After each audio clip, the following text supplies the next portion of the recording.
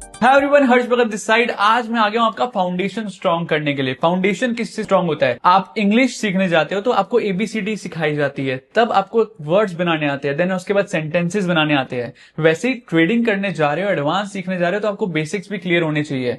तो मैंने सोचा कि आपको पूरे बेसिक से लेकर एडवांस चीजें क्लियर करने वाला हूं। आज हमारा पहला सेशन है जिसके अंदर हम बिल्कुल स्क्रैच से स्टार्ट करने वाले हैं, यानी कि स्टॉक मार्केट क्या होता है इतने स्क्रैच से, ताकि आपका एक भी बेसिक मिस ना हो जाए। तो सबसे पहले हम स्टार्ट करते हैं की कॉन्सेप्ट ऑफ स्टॉक मार्केट से। तो स्टॉक मार्केट है क्या, उसको एक एग्जांपल से समझते हैं। आप किसी भी धंधे के अंदर जाते हो या फिर कोई भी काम करते हो तो उसके अंदर दो पार्टीज इन्वॉल्व होती है जो कि चीजों का एक्सचेंज करती है। जैसे कि मान लो आप मैगी लेने गए हो दुकान पे, तो आप पैसे दोगे और उसके बदले में आपको मैगी मिलती है, तो in exchange of money you will get Maggi, right. वैसे ही स्टॉक मार्केट के अंदर क्या होता है, in exchange of money you will get securities, यानी कि पैसे देकर तुम्हें सिक्योरिटीज मिलती है। सिक्योरिटीज मतलब बहुत सारी चीजें हो सकती है, स्टॉक हो सकता है, बॉन्ड्स हो सकते हैं, डिवेंचर हो सकते हैं। इसके बारे में हम डिटेल्स में बात करेंगे किस तरह की सिक्योरिटीज होती है। अब उससे पहले जो हम बात करते हैं कि ये सिक्योरिटी जो है लेने देने के बीच में बहुत सारे लोग इन्वॉल्व होते हैं, वो कौन कौन होते हैं। तो जो लोग होते हैं ना, उनकी बात करते हैं एक एग्जाम्पल से, ठीक है। तो एग्जाम्पल क्या, पहले तो आप समझते हैं कि हम किन की बात करने वाले हैं। अब जैसे मान लो हम मैगी की बात करते हैं, तो क्या आप मैगी की फैक्ट्री में जाकर माल खरीदते हो? फैक्ट्री वाला जो है, मैगी वाला जो है, वो आपको डायरेक्टली आपके घर पे पहुंचाता है? नहीं। कंपनी वाला क्या करता है, एक होलसेलर को देता है जो कि बल्क में कंपनी से माल, यानी कि ज्यादा माल जो है कंपनी से सीधा खरीद लेता है। और जो होलसेलर है वो किसको बेचता है? रिटेलर को, यानी कि आपके किराने की दुकान, जो आसपास की दुकान है, उसको हम कहते हैं रिटेलर। और उसके बाद जाकर जो है आप तक पहुंचता है माल, कस्टमर तक। तो डायरेक्टली कंपनी ने तो यहां पर कस्टमर तक नहीं पहुंचाया, राइट। बीच में पार्टिसिपेंट है, बीच में लोग हैं इन्वॉल्व इसके अंदर। अब ये लोग स्टॉक मार्केट में कौन होते हैं उसकी बात करते हैं। तो कंपनी, यहां पर मान लो कंपनी ही रहेगी ऑब्वियसली, यानी कि आपको किसी कंपनी का शेयर खरीदना है। जैसे कि रिलायंस की बात कर लेते हैं, रिलायंस का आपको शेयर खरीदना है। तो रिलायंस का शेयर खरीदना है, तो रिलायंस वाली कंपनी बोलती है यार मैं सबको नहीं बेच सकती, तो मैं क्या करती हूं, अपना जो शेयर है वो लिस्ट करवा देती हूं। कहां पर? स्टॉक एक्सचेंज पर। अब अंबानी जी थोड़ी ना आएंगे बेचने, मेरा शेयर ले लो, मेरा शेयर ले लो। तो वो क्या करते हैं, स्टॉक एक्सचेंज पर अपना आईपीओ लिस्ट करवा दिया उन्होंने, इनिशियल पब्लिक ऑफरिंग करवा दी। इनिशियल पब्लिक ऑफरिंग यानी कि पहली बार जब कंपनी अपना शेयर स्टॉक एक्सचेंज पर लिस्ट करती है।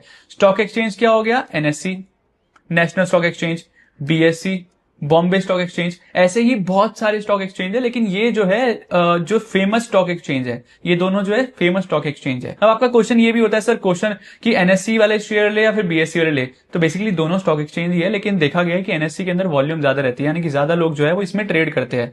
तो अगर आपको शेयर बाय करना है तो आप एनएससी जो है स्टॉक एक्सचेंज से बाय कर सकते हो। वॉल्यूम ज्यादा, लोग ज्यादा खरीदते बेचते हैं। उसका फायदा नुकसान क्या है, अगर आपने कोई चीज खरीद ली है लेकिन अगर वो उसको खरीदने वाला कोई नहीं है मार्केट के अंदर, तो आप बेचोगे किसको, राइट। तो ऐसा बहुत बार होता है कि आपने कोई चीज खरीद ली है लेकिन खरीदार नहीं है। पेनी स्टॉक ले लिया है और 10,000 रुपए का ले लिया, लेकिन 10,000 रुपए का खरीदने वाला कोई नहीं है, तो आप हमेशा के लिए अटक जाते हो स्टॉक के अंदर। तो वो चीज ना हो, इसकी वजह से कहा जाता है कि एक अच्छे स्टॉक एक्सचेंज में और अच्छे वॉल्यूम वाले स्टॉक के अंदर ही इन्वेस्ट करना चाहिए। अब यहां पर होलसेलर कौन है मार्केट का? Stock exchange. अब स्टॉक एक्सचेंज बोलता है भाई स्टॉक एक्सचेंज है वो, नेशनल स्टॉक एक्सचेंज है, वो थोड़ी ना हमारे को डायरेक्टली सेल कर सकता है। वो बोलेगा भाई इतने सारे लोग हैं, इतने सारे लोग, अब हर किसी को मैं कैसे दूं शेयर। मतलब 150 करोड़ की आबादी, उसके अंदर से मान लो 2-3 करोड़ भी अगर काम करे, तो 2-3 करोड़ों को लोगों को देना मीन सिरदर्दी कर लेना।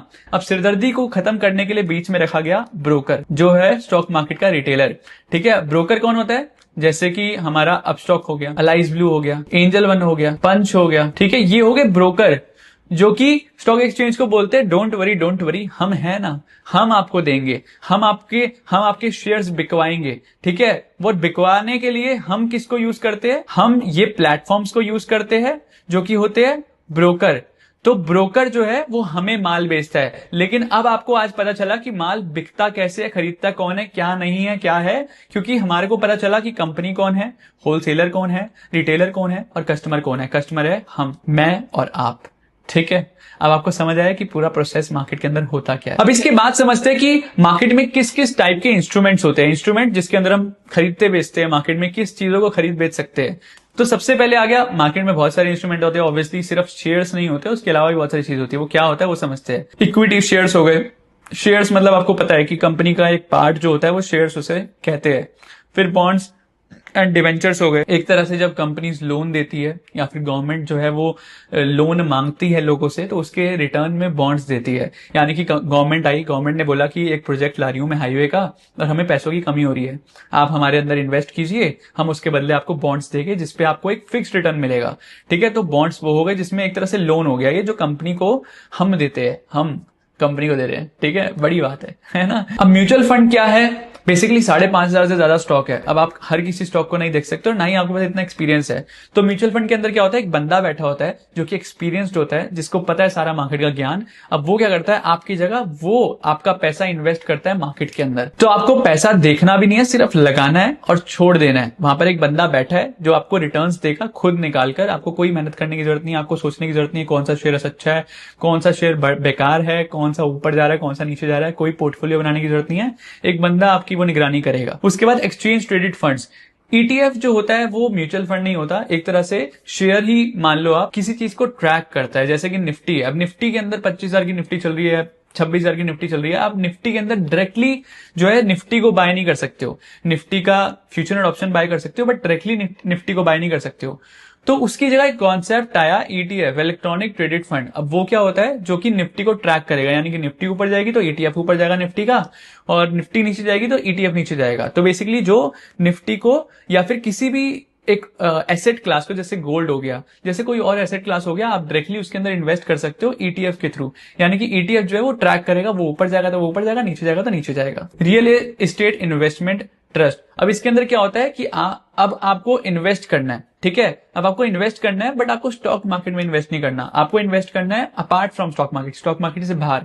तो एक ऐसी रियल एस्टेट इन्वेस्टमेंट ट्रस्ट भी होती है जिसके अंदर अगर आप पैसा डालते हो तो आपका पैसा जो है वो रियल एस्टेट में जाता है। अब रियल एस्टेट के अंदर इन्वेस्टमेंट करने का मतलब ये नहीं करोड़ों रुपए, आप रियल एस्टेट के अंदर 100,000 रुपए भी इन्वेस्ट कर सकते हो। डिपेंड करता है कि अगर आप 1,000 रुपए करोगे तो 1,000 रुपए के अंदर कम रिटर्न मिलेगा, लेकिन आप रियल एस्टेट के अंदर इसके थ्रू कर सकते हो। अब इसके अंदर क्या होता है, बेसिकली आपका पैसा लेंगे, ऐसे ही लाखों लोगों का पैसा लेकर एक प्रॉपर्टी में डाल देंगे, वो प्रॉपर्टी का रेट बढ़ेगा, आपका पैसा बढ़ गया, वो प्रॉपर्टी का रेट कम हुआ तो आपका पैसा कम हो गया।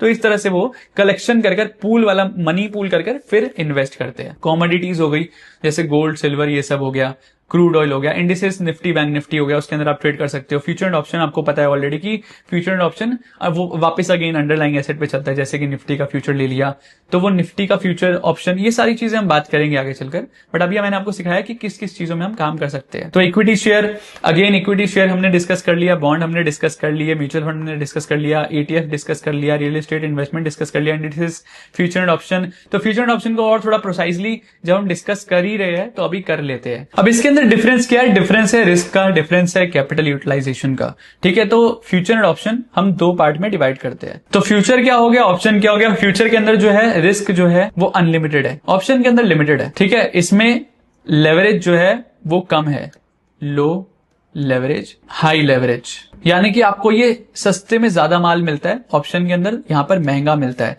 अब रिस्क अनलिमिटेड और लिमिटेड का मतलब क्या है वो समझते हैं। लेट्स से अगर आपने रिलायंस का शेयर लिया 2500 पे और वो 2700 हो गया तो आपको 200 रुपए मिलेगा पर शेयर। लेकिन अगर ये 2500 का जो है वो 2100 हो गया तो आपको 300 रुपए का लॉस भी हो सकता है। तो ये हो गया फ्यूचर के अंदर अनलिमिटेड रिस्क है। लेकिन ऑप्शन के अंदर क्या होता है, लेट्स से अगर 2,500 रुपए आपने 50 रुपए का प्रीमियम लिया, 2700 हो गया, तो ये मान लो यहां से 50 से 200 भी जा सकता है, तो आपका जो प्रॉफिट है वो अनलिमिटेड है। अगर ये 2500 का जो शेयर है रिलायंस का, अगर ये 2000 भी चला गया ना तो भी आपका मैक्सिमम रिस्क तो 50 रुपए ही है, राइट। लेकिन अगर आप फ्यूचर के अंदर हो तो यहां पर आपने जितना फ्यूचर लिया हुआ है, लेट्स से आपने 2500 का लिया हुआ है, तो 2500 का अगर 100 रुपए आ गया ना तो आपका 2400 का भी लॉस हो सकता है, राइट। ये फ्यूचर एंड ऑप्शन के अंदर डिफरेंस है। इसके अंदर रिस्क जो है वो अनलिमिटेड है, इसके अंदर रिस्क जो है वो लिमिटेड है। यहां पर लो लेवरेज है, रीजन आपको 2,500 का ही लेना पड़ेगा। रिलायंस का अगर 2,500 का फ्यूचर ले रहे हो तो 2,500 का ही लेना होगा।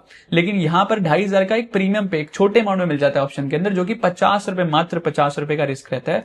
तो रिस्क कम है, यहां पर रिस्क जो है वो कम है, रिवॉर्ड जो है वो मैक्सिमम अनलिमिटेड है। ठीक है, अनलिमिटेड है। तो ये डिफरेंस है फ्यूचर एंड ऑप्शन का। आई थिंक इससे ज्यादा आपको जानने की जरूरत नहीं है, और मैंने बहुत अच्छे से एक्सप्लेन करने की कोशिश की आज की वीडियो में। आई थिंक आपके बेसिक्स जो है वो बिल्कुल स्क्रैच से मैंने स्टार्ट किया और क्लियर